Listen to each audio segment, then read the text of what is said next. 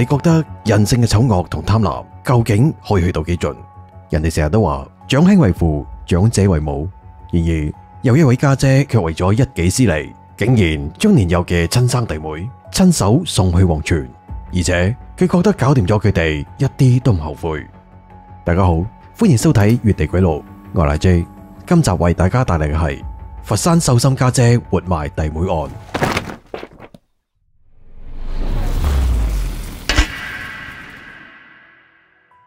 2000年11月12號早上7點，南海市西岸鎮派出所迎嚟一個神色慌張嘅男人。佢成頭大汗，講嘢語無倫次。警員即刻請佢坐低，有事慢慢講。個男人叫做劉月華，今年50歲，西岸鎮大茶村人。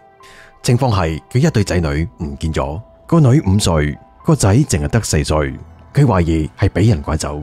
劉月華平時喺佛山做泥水，太太余金蓮就喺鎮上嘅大排檔打工，屋企嘅大小事務基本都係太太打理。喺琴晚，佢老婆收工之後，發現一對仔女唔喺屋企，於是就喺出邊揾咗成晚，都係揾唔到。呢個係以前從來都冇發生過嘅事。太太即刻通知佢由佛山連夜趕返嚟，又叫埋啲親戚朋友、街坊一齊去揾，成個鎮都揾勻晒，都係冇任何消息。無奈之下，佢先過嚟報警。警員聽完之後，即刻跟隨劉月華前往大茶村了解情況。劉月華嘅屋企係一棟90年代翻修過嘅2層紅磚樓，佢哋一家5口就住喺呢度。警員一入門口，劉月華嘅太太余金蓮就即刻跪喺地下，喊晒口面，求警方一定要幫手揾翻一對仔女。警員將佢扶翻起身，余金蓮就話佢嘅翻工時間係下晝一直翻到半夜，因此佢上晝基本都喺度瞓覺。中午食晏嘅時候，兩個細路亦都冇咩異常，亦都冇話要去邊度玩。佢凌晨1點鐘翻到屋企之後，就發現兩個細路唔喺屋企。當時淨係得20歲嘅大女劉婉玲喺度瞓覺。警員跟住又問咗劉婉玲，下晝佢哋2隻嘢都唔知幾時走咗出去玩，咁我就去咗南岸嗰度行街，入黑翻嚟先發現佢哋都未翻屋企，咁我食完飯就沖涼瞓覺啦。警員就覺得有啲疑惑，你細佬妹得個幾歲人仔咁夜都唔翻屋企，你唔覺得好出奇嘅咩？劉婉玲就帶住一副厭惡嘅表情話，有咩咁出奇啫？我自己都顧唔掂自己，冇嘢做，冇錢嫁唔出，喺呢間屋就係白食飯噶啦。老豆老母啊，只係恨我快快脆脆嫁鬼咗去，我仲走去管人哋。警員又問咗幾個問題，劉婉玲仲係嗰副好唔耐煩咁嘅樣，於是亦都冇再問落去。跟住落嚟，警方就繼續喺鎮上邊走訪調查。西岸鎮離佛山唔遠，但相對閉塞，南面係南海灣森林生態園，東面同北面都係河流。外來人相對較少，劉家所住嘅位置仲係西岸鎮較為邊緣嘅大茶村，啲村民都係幾十年嘅熟人。警員仲問咗幾個村民，大家都話呢幾日又唔覺意有咩外人出出入入，亦都冇咩可疑嘅人喺附近出現。況且啲拐子佬一般只係拐埋4歲以下嘅兒童，5歲同4歲嘅細路已經識得記事，啲買家都唔會要，除非係親生父母自己攞去賣，因此拐賣嘅可能性並唔大。警員又打聽咗劉家嘅社會關係。劉月華夫婦老實本分，平時都唔會輕易得罪人，唯一嘅矛盾就係本家嘅一個堂哥。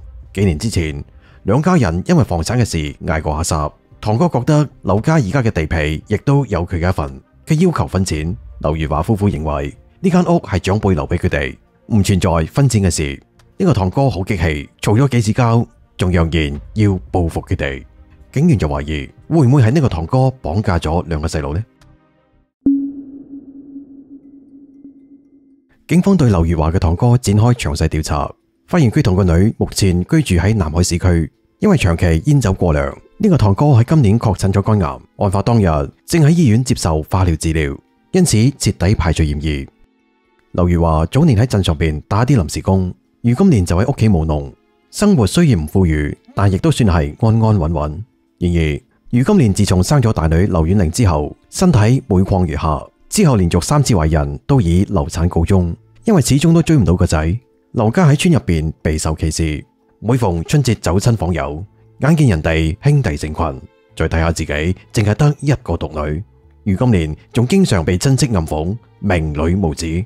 有一次喺村口同個阿嬸嗌交嘅時候，對方更加係當面詛咒：抵你死，淨係得一個女冇仔送終。余金蓮相當悲憤，等到身體逐漸恢復之後，就同丈夫冒險決定再繼續追仔計劃。然而第2胎仍然係個女，於是就再接再厲，直到第3胎先叫做追仔成功。但就因為係咁，佢哋被計生部門罰咗幾萬蚊，幾乎掏空全部積蓄。劉如華被逼離開南海，前往佛山揾嘢做。余金蓮亦都要外出工作，夫妻2人長期分居。呢個背景令到警員對劉家嘅長女劉婉玲產生咗一絲憐憫。劉婉玲即將21歲，同一對細佬妹相差成10幾年。由於父母經常喺出邊打工，照顧細佬妹嘅責任自自然然就會落喺佢身上。而家細佬妹唔見咗，佢難免會因為未能夠盡責而受到父母嘅責罵，內心積壓咗唔少委屈。佢表面嘅冷漠態度，或者只係特登表現俾喺在場嘅父母睇。畢竟長者為母，試問有邊個家姐真係唔會關心自己嘅細佬妹呢？警方分析案情之後認為，假設2個細路已經被害，最可能嘅藏屍地點就係離劉家唔遠嘅南海灣森林生態園。嗰度森林茂密，面積廣闊，的而且確係殺人埋屍嘅最佳地點。當日警方組織咗20幾名嘅警力，聯合30幾名聯防隊嘅隊員，對森林公園範圍展開地毯式嘅搜索。然而因為森林面積過大，喺當日未發現任何線索。第2日嘅11月13號，警方再次嚟到劉家補充資料嘅時候，發現佢哋屋企多咗一個帶普通話口音嘅後生仔，佢叫做蔣貴陽，22歲，江蘇人，係大女劉婉玲嘅男朋友。佢係附近七星山莊嘅保安員，已經同大女談婚論嫁，亦都算係劉家嘅準女婿。令到警方意外嘅係，蔣貴陽一見到警員就情緒激動，大聲咁質問：喂，你哋點做嘢㗎？2個細蚊仔光天化日就係咁俾人拐走，你哋居然少少線索都揾唔到嘅咩？佢越講越激動，劉如華即刻將佢拉開。冷靜之後，蔣貴陽喺衫袋入邊攞出500蚊，強行塞俾劉如華，就話呢啲錢用嚟俾阿叔阿姨買補品，揾細佬妹嘅事就交俾佢。喺跟住落嚟嘅幾日時間入邊，蔣貴陽幾乎唔返工，發動山莊嘅同事幫手去揾，仲4圍張貼尋人啟事，但依然係毫無音訊。無奈之下，蔣貴陽嚟到派出所大吵大鬧，掹出一封信展示俾在場嘅警員睇，就話呢個係寫俾省委書記嘅信，話你哋有幾無能呢？3日，最多3日，如果再揾唔到人，我就將呢封信寄出去。呢個舉動無疑為警方帶嚟咗巨大嘅壓力。時間嚟到咗11月17日，搜山隊喺南海灣森林公園發現咗一棵奇怪嘅石榴樹，成片樹林淨係得呢棵樹枯死，顯得相當詭異。樹下邊嘅泥有明顯翻動痕跡，表面覆蓋住雜草，只係呢幾日先啱啱栽種。但呢度荒山野嶺，點解會有人專登嚟到呢度種棵樹呢？警員即刻揾嚟鋤頭等工具開始挖掘，果然挖到咗2具幼童屍體。佢哋身上冇任何衣物遮體。經劉如華夫婦確認，死者就係佢哋1對仔女，夫妻2人傷心欲絕。屍體被運返法醫鑑定中心進行詳細檢驗。法醫報告顯示，兇手嘅手段極其殘忍。小朋友嘅頸部有勒痕，但力度唔足以致命，尤其是細佬頸部上邊嘅勒痕相當輕微，甚至未造成明顯傷害。除此之外，2個小朋友嘅頭部有3到4處鋤頭重擊嘅痕跡，但未造成顱骨骨折。最終死因係窒息，亦即係話2個細蚊仔係俾人監生活埋。根據現場足跡判斷，2個小朋友並非被綁架嚟到呢度，而係佢哋自己跟人過嚟。佢哋身上冇性侵痕跡，之所以除晒啲衫，好明顯係為咗隱藏身份。如果多年之後屍體因腐敗嚴重而難以辨認，再加上冇衣物佐證，確認身份將變得更加困難。兇手係有精心嘅策劃，不過手法並唔專業。兇手喺埋屍坑上邊鋪設咗草皮，兼且移栽咗一棵石榴樹，試圖掩蓋痕跡。不過兇手似乎係缺乏重體力勞動嘅經驗，呢棵樹根本就種唔生。呢一個細節暴露咗兇手嘅非專業性同倉促作案嘅可能性。西岸派出所入邊彌漫住一股壓抑嘅氣氛，咁泯滅人性嘅案件喺成個佛山地區亦都實屬罕見。大家有冇發覺案發之後有2個人嘅行為係極之唔尋常？譬如劉婉玲。如果話劉婉玲案發之後第1日表現出嚟嘅冷漠，同佢句句帶過嘅說話係專登講俾佢父母聽嘅話，咁跟住落嚟嘅咁多日，每次警方登門嘅時候，劉婉玲依然保持住一副事不關己嘅態度，有時甚至仲見到佢喺度煲劇剝瓜子，同佢男朋友蔣貴陽時時上身嘅狀態形成咗鮮明嘅對比。如果唔講嘅話，仲以為係蔣貴陽唔見咗親人，而蔣貴陽嘅言行舉止亦都有住濃重嘅表演痕跡。咩去信俾省委書記，只係專登做俾警方睇，混淆視聽。唔通呢個蔣貴陽就係真正殺害小朋友嘅兇手？咁佢嘅動機係咩呢？劉婉玲會唔會知道啲咩內情呢？為咗了解真相，警方決定再前往劉家睇下有啲咩發現。根據余金蓮嘅供述，兩姊弟失蹤之後嘅第二日，佢發現屋企嘅鋤頭俾人擦拭過。喺前一日，余金蓮用鋤頭做過農活，未得閒清理乾淨，但之後個鋤頭就被抹得乾乾淨淨。佢懷疑係有外人用過呢把鋤頭，因為劉婉玲由細到大都未落過田。佢仲話到，仲有一條1.5米長嘅螺紋鋼鐵棍，亦都俾人抹得乾乾淨淨。呢兩件物品被帶返鑑定中心鑑定，最終確認鋤頭同鐵棍嘅敲打痕跡同屍體上面嘅傷痕基本吻合。能夠輕易咁去劉家喐動呢啲物品，又能夠令劉家子弟毫無防備嘅人，除咗蔣貴陽，警方實在諗唔到仲有邊個外人。鎖定蔣貴陽為嫌疑人之後，警方開始對佢進行深入調查。原來呢個蔣貴陽係經人介紹俾劉婉玲認識。當時嘅劉婉玲先19歲，而蔣貴陽生得高大，相貌堂堂；劉婉玲外貌普通，身材一般。兩人喺埋一齊，好難用登對嚟形容。4個月之後嘅某一日，余金蓮咁啱翻屋企攞嘢，就撞破咗兩人喺屋企進行有聲運動。於是余金蓮私下揾嚟蔣貴陽問話，問佢有冇打算同個女結婚。蔣貴陽亦都相當坦白，表示係真心想同劉婉玲喺埋一齊，但禮金方面就暫時攞唔出。蔣貴陽早年父母雙亡，淨係靠兩個阿哥拉扯長大，而佢兩個阿哥亦都仲係光棍，根本就冇錢俾佢娶老婆。余金蓮亦都算係通情達理嘅人，見佢係咁嘅情況，只要佢真心對個女好，禮金可以唔要，但就有一個硬性條件，就係要蔣貴陽喺南海或者喺高明買套房，等佢哋婚後喺嗰度住，間屋大細冇所謂，最主要係有樓喺手。當時佛山市區嘅房價亦都係2000蚊出頭，最多10萬蚊就可以搞掂，貸款又得，借亦都可以。總言之，樓一定要有。蔣貴陽冇話得，亦都冇話唔得。估唔到劉婉玲知道之後，就對余金蓮大發脾氣，認為父母干涉佢嘅婚姻，仲話如果唔係生咗細佬妹，佢就能夠同蔣貴陽住喺屋企嘅2樓，根本就唔需要買咩樓。余金蓮當即被激到火上心頭，佢話廣東人只有上門女婿先至會住喺女方屋企，成個西岸冇人嫁女係咁嚟噶。兩母女最終不歡而散。之後余金蓮就同劉月華商量，最終都係讓步，先租房亦都可以，等以後有條件再慢慢買樓。但係仲未嚟得切轉達呢個意見，悲劇就發生咗。咁按照余金蓮嘅供述，蔣貴陽確實有作案嘅動機。至於劉婉玲，警方始終堅信，雖然佢唔中意細佬妹，但畢竟係佢哋嘅親家姐，最多係知情不報，包庇男友。既然到咗呢個地步，唔理係唔係，先拉咗人翻嚟再慢慢問。